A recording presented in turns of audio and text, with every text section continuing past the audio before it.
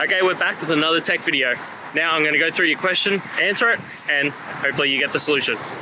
Now remember to stay just a little bit crazy like me, and you'll get there to that resolution. Alright, let's continue on to the video.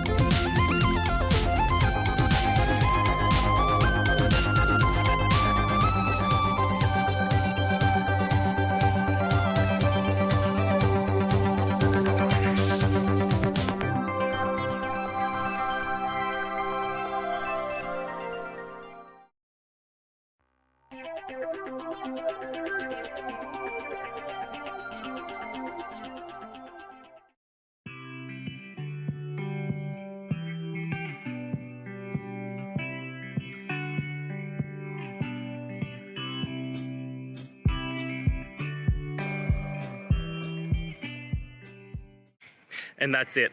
I hope that that's helped find the solution that you're looking for. And if it did, please, I'd appreciate it if you hit the subscribe button. Every time you hit it, it really helps.